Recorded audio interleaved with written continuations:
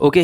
तो topic is SDLC, system development life cycle. ये जो टॉपिक है वो यूनिवर्सिटी एग्जाम या फिर किसी भी एग्जाम के लिए बहुत इंपॉर्टेंट टॉपिक है। इसमें टोटल 7 फेज होते हैं। अब एक एक करके इसके फेजेस के बारे में जानते हैं। पहला होता है प्लानिंग फेज। प्लानिंग फेज में क्या होता है, आप ऐसे समझिए कि किसी भी प्रोजेक्ट को अपन शुरू कर रहे हैं तो उसके लिए पहले कुछ प्लान तो करेंगे ना कि आपका प्रोजेक्ट कैसा होगा। तो मेन पॉइंट्स क्या है इसमें कि ऑब्जेक्ट्स आइडेंटिफाई करना, इन्फॉर्मेशन गैदर करना, फिजिबिलिटी स्टडी कंडक्ट करना या फिर कोई भी प्रोजेक्ट का जो प्लान है उसको डेवलप करना, ये आता है प्लानिंग फेज में। Second phase is analysis phase. इसमें अपन ये देखते हैं कि सिस्टम करेगा क्या। इसमें और डिटेल में अपन रिक्वायरमेंट गैदर करते हैं और ये देखते हैं कि सिस्टम क्या क्या परफॉर्म करेगा। इसके की स्टेप्स क्या होता है कि गैदरिंग सेशंस को कंडक्ट करना, creating use cases scenarios, developing data flow diagrams, DFDs जो इसमें बनाता है, अपन आगे पढ़ेंगे इसके बारे में। Preparing a requirement specific document, SRC इसको बोलते हैं अपन, वो भी अपन इस सीरीज में आगे पढ़ेंगे। सो ये एनालिसिस फेज में आता है। Now third phase is design phase. Design phase में क्या होता है कि अपन एनालिसिस फेज से रिक्वायरमेंट्स और गैदर करके उसके प्रोजेक्ट पर डिजाइन बनाना शुरू कर देते हैं। इसमें मेन की पॉइंट्स क्या आता है कि सिस्टम का आर्किटेक्चर बनाते हैं, developing data models and user interface designs,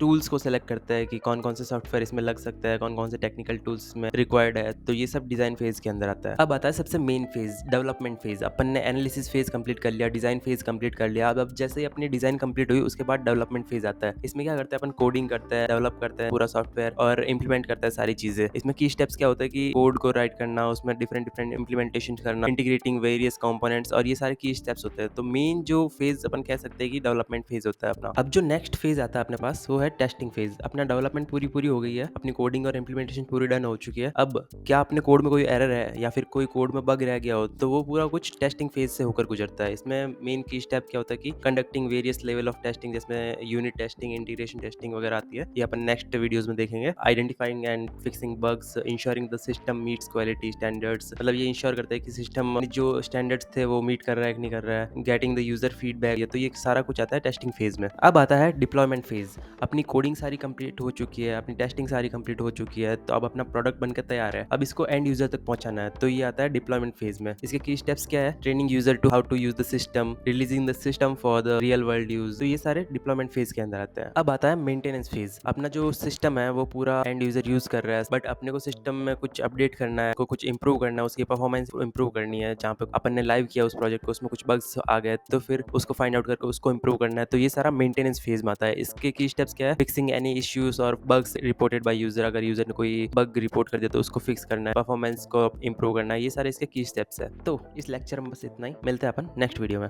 तब तक के लिए बाय बाय।